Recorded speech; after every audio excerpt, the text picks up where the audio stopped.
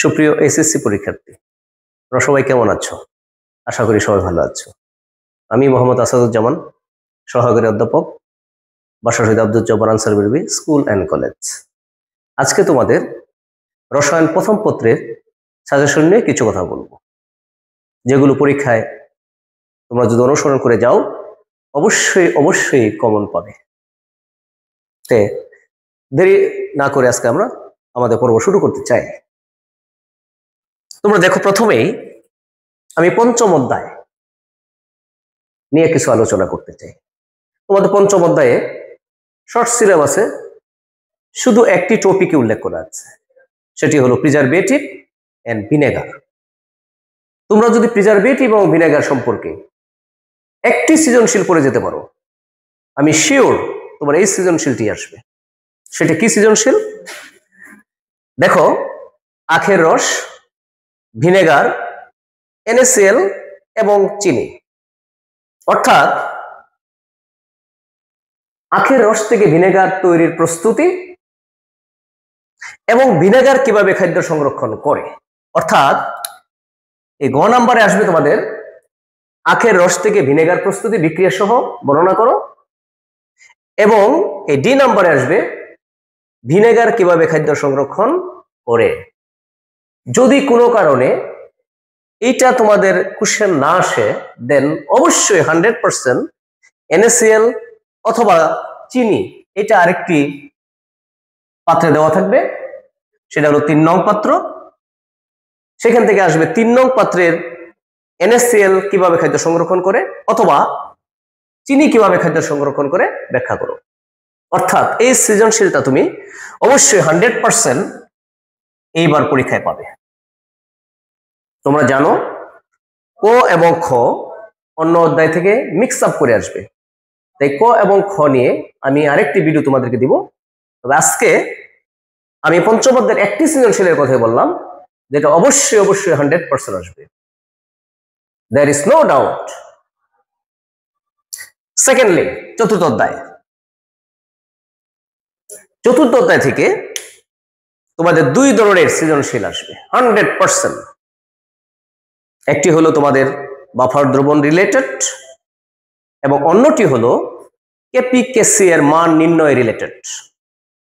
তোমরা যেহেতু এই অধ্যায় সম্পর্কে অবশ্যই অবগত আছো কিছু না কিছু হলেও, আমার কথাগুলো মনোযোগ দাও, তুমি অবশ্যই এগুলো সৃজনশীল কমন পাবে। একটি সৃজনশীল হলো বাফার দ্রবণ রিলেটেড। তোমরা জানো বাফার দ্রবণ 2 প্রকার, অম্লীয় বাফার দ্রবণ এবং ক্ষারীয় বাফার দ্রবণ। আমি এটা অম্লীয় বাফার দ্রবণ রিলেটেড একটি সৃজনশীল দিয়েছি, এটি আসার সম্ভাবনা সবচেয়ে বেশি।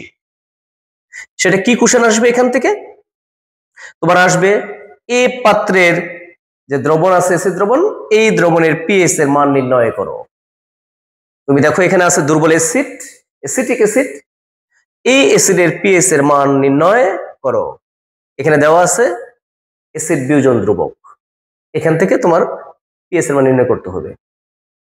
আর ডি নাম্বারে যে কোশ্চেনটা আসবে, এ এবং বি মিক্স আপ যদি করো তুমি, তাহলে যে বাফার দ্রবণ তৈরি হবে এর ক্রিয়া কৌশল ব্যাখ্যা করো।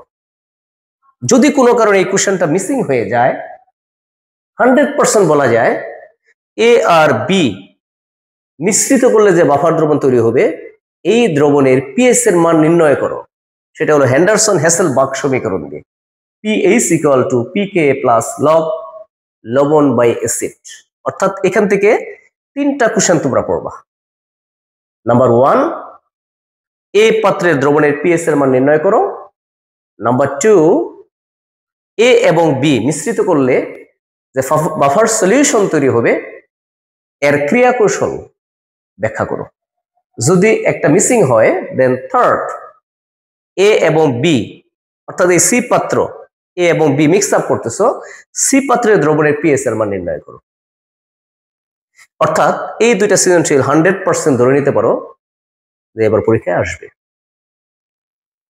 এখন একটু আগে আমি বলেছি বাফার দ্রবণ 2 প্রকার, অম্লীয় বাফার দ্রবণ আর হলো ক্ষারীয় বাফার দ্রবণ। আমি আমার এই 18 বছর চাকরি জীবনে আমি দেখেছি অল দ্য টাইমই এই অম্লীয় বাফার দ্রবণ রিলেটেড সৃজনশীল সিকিউ এসেছে, বাট কালে বাদ্রে আমি দেখেছি ক্ষারীয় বাফার দ্রবণেরটাও এসেছে। তবে আমার বিশ্বাস যদি তুমি অম্লীয় বাফার দ্রবণের এই সৃজনশীলটি বুঝে করে যেতে পারো তাহলে ক্ষারীয় বাফার দ্রবণেরটা অবশ্যই তুমি পারবে। তবে ক্ষারীয় বাফার দ্রবণেরটা এত বেশি ইম্পর্টেন্ট না। এখন থার্ড কোশ্চেন, সৃজনশীল। তোমাদেরকে বলেছি চতুর্থ অধ্যায়ে দুইটা সৃজনশীল আসবে, একটা হলো বাফার দ্রবণ রিলেটেড, আরেকটি হলো ক্যাপিকেসি রিলেটেড। এটা হলো ক্যাপিকেসি রিলেটেড। সেটা কি? আমি এখানে তিনটা রিয়াকশন দিয়েছি, এখানে চারটা পাঁচটা আসতে পারে, আর এই রিয়াকশন গুলো যে একেবারে স্পেসিফিক তোমাকে দিবে নাও হতে পারে, বাট তুমি যদি এই রিয়াকশন তিনটা দিয়ে সৃজনশীলটি করে যেতে পারো তাহলে যে ধরনের সৃজনশীলে আসুক না কেন তুমি অবশ্যই পারবে। তাহলে দেরি না করে দেখো কি কোশ্চেন আসতে পারে। তোমার প্রথম 1 নাম্বার যেটা আছে, এটা একটি তাপ উৎপাদী বিক্রিয়া। তোমার আসতে পারে কি কি শর্ত অবলম্বন করিলে 1 নং বিক্রিয়ার ক্ষেত্রে সর্বোচ্চ পরিমাণ উৎপাদ পেতে পারো। এটা কিন্তু নবম দশম শ্রেণীতে উপরে এসেছ, লা সাতেলীয় নীতি। এখন এই বিক্রিয়া না দিয়ে আরো একটি বিক্রিয়া দিতে পারে, সেটা হলো তোমরা জানো ইতিমধ্যে অনেকবার এসেছে, সালফার ডাইঅক্সাইড যোগ oxygen equal to sulphur trioxide. একই কোশ্চেন, উত্তর সেম। এরপরে দেখো 2 নাম্বারটা, এটাও একটি তাফারি বিক্রিয়া। বলতেছে এই বিক্রিয়ায় কি কি শর্ত অবলম্বন করলে এই N2O4 এর বিয়োজন হ্রাস করতে পারবে, অর্থাৎ N2O4 যেন ভেঙে এই সামনের দিকে প্রসিড না করে। তোমরা জানো শর্তগুলো কি? তাপমাত্রা, চাপ, ঘনমাত্রা। এই তিনটার কি ফাংশন এই বিক্রিয়াতে আছে সেটা আলোচনা করতে বলছে। এরপরে আমাদের দেখো 3 নাম্বার একটি বিক্রিয়া দেওয়া আছে, এখানে ZY5 equal to ZY3 plus Y2। তোমার এখানে বিয়োজন মাত্রা 0.3 এবং মোট চাপ 1 atmosphere দেওয়া আছে, এবং বলা হচ্ছে যে এই বিক্রিয়ার জন্য কেপি এর রাশিমালা প্রতিপাদন করো। একটি অঙ্ক দেওয়া হয়েছে, এই ধরনের অঙ্ক অবশ্যই তোমাদের পরীক্ষায় আসবে। অর্থাৎ তাহলে চতুর্থ অধ্যায় থেকে দুইটি সৃজনশীল আসবে, একটি হলো ক্যাপিকেসি রিলেটেড, আরেকটি হলো বাফার দ্রবণ রিলেটেড। এরপরে দেখো দ্বিতীয় অধ্যায় গুণগত রসায়ন, এখান থেকে দুইটা সৃজনশীল আসবে 100%। একটি সৃজনশীল হলো দেখো 4 নাম্বার পরমাণু মডেল সম্পর্কিত। তোমার এখানে আরেকটি পরমাণু মডেল দেওয়া থাকবে। তোমরা জানো এই প্রথমটা হলো রাদারফোর্ড পরমাণু মডেল, এটা হলো বুর পরমাণু মডেল। বলবে এই রাদারফোর্ড পরমাণু মডেল আর বুর পরমাণু মডেল যদি এটা এ হয়, এটা যদি বি পরমাণু মডেল হয়, এ এবং বি পরমাণু মডেলের মধ্যে কোনটি উপযোগী? নবম দশম শ্রেণীতে ওটা ছিল। তোমরা জানো রাদারফোর্ড পরমাণু মডেল বেশি উপযোগী, অর্থাৎ কম্পারিজন চেয়েছে এ এবং বি পরমাণু মডেলের মধ্যে কোনটি বেশি উৎকৃষ্ট ভালো, এই দুইটা কম্পারিজন করে দিবে, এটি আসার সম্ভাবনা বেশি। এরপরে হলো বি পরমাণু মডেলের সর্বশেষ কক্ষপথের জন্য LOM এর মান হিসেব করে, LOM এর মান হিসেব করে ইলেকট্রন সংখ্যা এবং অরবিটাল সংখ্যা দেখাও। এই কোশ্চেনটা করে নেবে। সর্বশেষ কক্ষপথের জন্য LOM এর মান হিসেব করে ইলেকট্রন সংখ্যা এবং অরবিটাল সংখ্যা দেখাও। থার্ড কোশ্চেন, এখানে অনেকগুলো কোশ্চেন হবে। প্রথম কোশ্চেন বললাম দুইটা পরমাণু মডেলের মধ্যে কম্পারিজন। সেকেন্ড কোশ্চেন বি পরমাণু মডেলের সর্বশেষ কক্ষপথের জন্য LOM এর মান হিসেব করে ইলেকট্রন সংখ্যা এবং অরবিটাল সংখ্যা দেখাও। থার্ড কোশ্চেন যে ইলেকট্রন ধাপান্তরের জন্য তুমি দেখো ইলেকট্রন কোন অরবিট কক্ষপথ থেকে কোন কক্ষপথে গিয়েছে, L কক্ষপথ থেকে N কক্ষপথে গিয়েছে, ধাপান্তর হয়েছে, স্থানান্তরিত হয়েছে।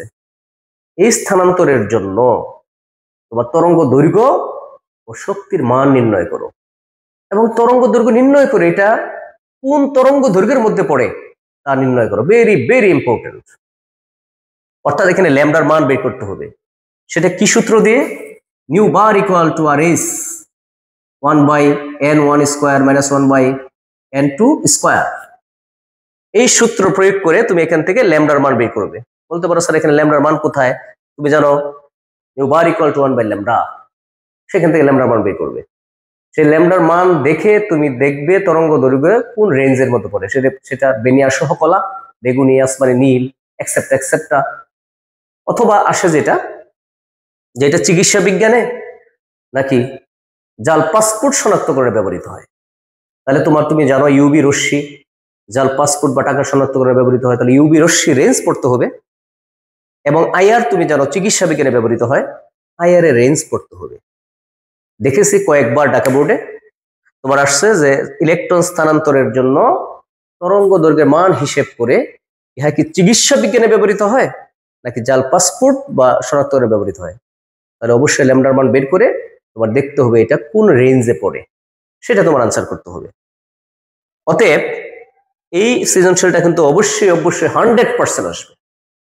তবে এই সৃজনশীলের সাথে এই সৃজনশীলটা সেম। এখানে দেখো ইলেকট্রন তাপান্তর হয়েছে কোথায়, এল থেকে এনে। ঠিক এখানে বলবে দেখো এটা লিমেন সিরিজ, এটা বামার, এটা পেটসন, এটা ব্রাকেট, এটা ফোন সিরিজ, 5টা সিরিজ আছে। বলতেছে যে ইলেকট্রন যে ধাপান্তর হয়েছে এখানে তৃতীয় রেখার জন্য তরঙ্গ দৈর্ঘ্য নির্ণয় করো। তুমি জানো এটা হলো প্রথম রেখা, এটা দ্বিতীয়, এটা হলো তৃতীয় রেখা। অর্থাৎ এখানে n1 এর মান 2 আর n2 এর মানটা হলো 5, যেহেতু তৃতীয় রেখার জন্য চেয়েছে। অর্থাৎ এইটা এবং এইটা সৃজনশীলের মধ্যে এত পার্থক্য নেই। অর্থাৎ এখানেও তোমার ধরতে হবে এটা হলো 1, এটা 2, এটা 3, এটা 4। অর্থাৎ এখানে 2 থেকে 4 এর ধাপান্তর হয়েছে আর এখানে 5 থেকে 2 তে ধাপান্তর হয়েছে। সূত্র কিন্তু এটাই প্রয়োগ করতে হবে, প্রয়োগ করে ল্যামডার মান বের করতে হবে। অর্থাৎ এই সৃজনশীলটা 100% আসবে। এরপর দেখো গুণগত রসায়নের আরেকটি টাইপ সৃজনশীল আসবেই, সেটা হলো তোমার এই যে একটি পাত্র দেওয়া আছে এ বি সি, অর্থাৎ নাম্বার 1, 2 and 3।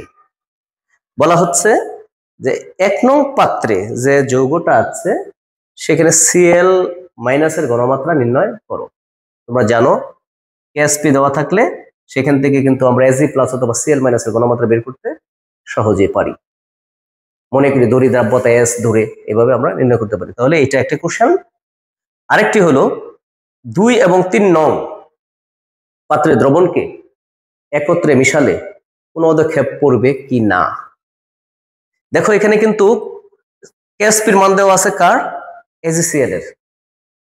কার পদক্ষেপ পড়বে সেটা কিন্তু স্পেসিফিক করে বলে দেয় নাই, তবে AgCl এর পদক্ষেপ পড়বে কিনা এটা ইনডাইরেক্টলি বলে দিয়েছে। কারণ আমরা জানি কেএসপি আর কেআইপির মধ্যে কম্পারিজন করে পদক্ষেপ পড়বে কি পড়বে না সেটা বের করতে হয়। যদি কেআইপি এর মান বেশি হয় তাহলে পদক্ষেপ পড়ে কেএসপি অপেক্ষা। তাহলে কেএসপির মান দেওয়া আছে কার, AgCl। তাহলে এখানে AgCl উৎপন্ন হবে এবং AgCl এর কেআইপির মান বের করে তোমার কম্পারিজন করতে হবে যে কেএসপির মান থেকে এটা বেশি না কম। তাহলে পদক্ষেপ পড়বে কি পড়বে না সেটা কিন্তু তুমি ডিটারমিন করতে পারবে। অর্থাৎ এটা কি সৃজনশীল দাঁড়ালো, 1 নং পাত্র থেকে Cl মাইনাসের ঘনমাত্রা বের করো। দ্বিতীয় কোশ্চেনটা কি দাঁড়ালো, 2 ও 3 নং পাত্র একত্রে মিক্স আপ করার পর কোন পদক্ষেপ পড়বে কি না। এই সৃজনশীলটা আসার সম্ভাবনা 90%। যদি কোনো কারণে এই সৃজনশীলটা না আসে, মিসিং হয়ে যায়, আমি 100% শিওর এই সৃজনশীলটা আসবে। এটা কি সৃজনশীল, সমআয়ন প্রভাব, কমন আয়ন এফেক্ট। সেটা কি দেখো, বলছে 1 নং পাত্রে AgCl আছে, 2 নং পাত্রে AgCl আছে কিন্তু NaCl আছে। অর্থাৎ এখানে কোনো সমআয়ন প্রভাব কিন্তু নাই, কিন্তু এখানে কিন্তু সমআয়ন প্রভাব আছে। এখন বলবে যে 2 নং পাত্রের দ্রাব্যতা মান সমআয়ন প্রভাব হলে হ্রাস পায় কিনা এটা ব্যাখ্যা করো। তাহলে একটু খেয়াল করে দেখো এখানে কিন্তু কেএসপির মানটা দেওয়া থাকবে। কার কেএসপির মান দেওয়া থাকবে, AgCl, এটা দেওয়া থাকবে। তাহলে যদি কেএসপির মান AgCl এর প্রথম পাত্রে দেওয়া থাকে তাহলে এখান থেকে কিন্তু আমরা অবশ্যই AgCl এর দ্রাব্যতা বের করতে পারবো নরমাল প্রসিডিউরে। ধরি দ্রাব্যতা S এভাবে ধরে আমরা এটা নির্ণয় করব। কিন্তু এখানে কিন্তু সমআয়ন প্রভাব আছে, কিন্তু এখানে সমআয়ন প্রভাব নাই। সমআয়নটা কি, এখানে Cl মাইনাস, এখানেও দেখো Cl মাইনাস আছে, এইখানে সমআয়ন প্রভাব আছে। আমরা জানি একটা টপিক, সমআয়ন প্রভাবের হলে দ্রাব্যতা হ্রাস পায়। অর্থাৎ এখানে যে দ্রাব্যতা বের করবা এখানে কিন্তু তার থেকে দ্রাব্যতা কম হবে। তোমার কোশ্চেনটা হবে এরকম যে 1 নং পাত্রে Cl- এর আয়নের ঘনমাত্রা বের করো, এটা একটা কোশ্চেন 3 নম্বরের। আর 4 নম্বরের কোশ্চেন যেটা আসবে 2 নং পাত্রে AgCl এর দ্রাব্যতা হ্রাস পায় কেন। তোমার উত্তর কিন্তু হবে সমায়ন প্রভাবের জন্য, বাট ক্যালকুলেশন করে দেখাইতে হবে যে এখানে দ্রাব্যতা যত এখানে তার থেকে একটু কম, এটা বের করতে হবে, ডিটারমিন করতে হবে। অর্থাৎ তোমাদেরকে আমি 6টা সৃজনশীল এখানে দিয়েছি, এই 6টা সৃজনশীল থেকে অবশ্যই 4 থেকে 5টা সৃজনশীল তুমি 100% পাবে ইনশাল্লাহ। এখন অনেক চ্যানেল আমি দেখি তারা বলে 100% কমন পড়বে। 18 বছর চাকরি করি কলেজে, আমি এখনো বলতে পারি না যে 100%ই পড়বে, তবে 99% কমন করার সম্ভাবনা আছে। আমি তার কোশ্চেন করিনি যে একদম তোমার একেবারে এই কোশ্চেনগুলোই আসবে, তবে এই রিলেটেডই আসবে, কারণ অভিজ্ঞতার আলোকে বলা যায় যে 100% কমন পড়ে না, বাট 99% কমন পড়বে। তোমাদের এখানে 6টা বলেছি, 6টার মধ্যে 5টা অবশ্যই এই রিলেটেড কোশ্চেন আসবেই। যদি কোনো কারণে এই গুণগত রসায়নের আমি 3টা সৃজনশীল তোমাদেরকে ডিটারমিন করে দিয়েছি, যদি না আসে, দেন আরেকটি সৃজনশীলের কথা আমি তোমাদের বলছি, সেটি হলো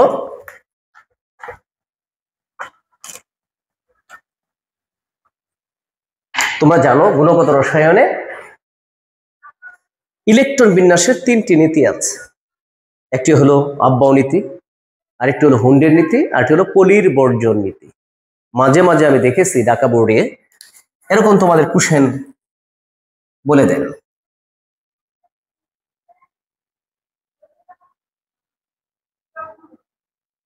এখানে E1 এন্ড E2 তোমাদের অনুশীলনীতে গেলে দেখতে পাবে যে এরকম কোশ্চেন কিন্তু অ্যাভেলেবল বা এসেছে। অর্থাৎ E1 এবং E2 ইলেকট্রনের জন্য পলির বর্জন নীতি ব্যাখ্যা করো। E1 এবং E2 ইলেকট্রনের জন্য পলির বর্জন নীতি ব্যাখ্যা করো। পলির বর্জন নীতি কি? যে কোনো 2টি ইলেকট্রনের জন্য 4টি কোয়ান্টাম সংখ্যার মান কখনো 1 হতে পারে না। এখানে দেখো 2টি ইলেকট্রনের কথাই বলেছে, অর্থাৎ এই E1 ইলেকট্রনের জন্য 4টি কোয়ান্টাম সংখ্যার মান বের করবে, আর E2 ইলেকট্রনের জন্য 4টি কোয়ান্টাম সংখ্যার মান বের করবে। দেখবে মানগুলো 1 হবে না, এটাই পলির বর্জন নীতি ব্যাখ্যা করবে। এরকম একটা সৃজনশীল এসেছে। আরেকটি সৃজনশীল এসেছে তোমাদের এরকম,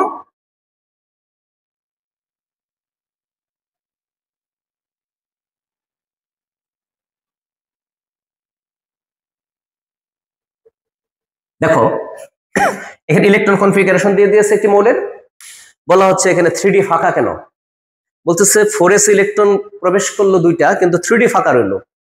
তোমরা জানো 3D অরবিটালের শক্তি অনেক বেশি, 4s অরবিটালের শক্তি হলো কম। আউটবাউ বলতেছেন যে ইলেকট্রন প্রথমে নিম্ন শক্তির অরবিটালে প্রবেশ করবে, এরপর ক্রমান্বয়ে উচ্চ শক্তির অরবিটালে প্রবেশ করবে। যেহেতু 3D is greater than 4s, যেহেতু এটা উচ্চ শক্তির, সেহেতু এখানে ইলেকট্রন প্রথমে প্রবেশ করবে না। এই জন্য 3D অরবিটালটা ফাঁকা, 4s অরবিটালটি পূর্ণ হয়েছে আগে। এটা n+l এর মান থেকে তোমার হিসাব করতে হবে। 9-10 এটা ছিল। এই ধরনের একটা সৃজনশীল তোমাদের আসতে পারে যদি এই 3টা সৃজনশীল থেকে না আসে। অর্থাৎ তোমার এই দ্বিতীয় অধ্যায়ে আমি 4টা সৃজনশীলের কথা বললাম, 100% 2টা আসবে। অর্থাৎ আজকে যে কয়েকটা সৃজনশীল আমি দিয়েছি, তুমি অবশ্যই 4টি সৃজনশীল এখান থেকে কমন পাবে পাবে পাবে। এখন একটি অধ্যায় রয়ে গেল, সেটা হলো রাসায়নিক বন্ধন। এই অধ্যায়টা মোটামুটি 3-4টা সৃজনশীল এখান থেকে পড়তে হবে। সিউরিটি দিয়ে এখান থেকে বলা খুব কঠিন, তবে একটা সৃজনশীল এখান থেকে বলা খুব সহজ, সেটা হলো সংকরীকরণ। তোমার সংকরীকরণ থেকে 100% একটি সৃজনশীল এখানে আসবে। আরেকটি রঙিন যৌগ গঠন করে ডি অরবিটালের যে ক্যারেক্টারিস্টিক্স গুলো আছে, পরিবর্তিত যোজনী দেখায়, রঙিন যৌগ গঠন করে প্রভাবক রূপে কাজ করে ডি অরবিটাল। পঞ্চম অধ্যায় নিয়ে আমি আরেকটি ভিডিও তোমাদের তৈরি করব, সেটা তোমরা দেখে নিবে। তবে এই অধ্যায়গুলো থেকে যে সৃজনশীলগুলো আমি বলেছি, তুমি যদি দেখে নাও 100% 4টি কি 5টি সৃজনশীল এখান থেকে পাবে ইনশাল্লাহ। সবাই ভালো থাকবে এবং পরবর্তী ভিডিও দেখার জন্য তোমাদের আমন্ত্রণ রইল। খোদা হাফেজ।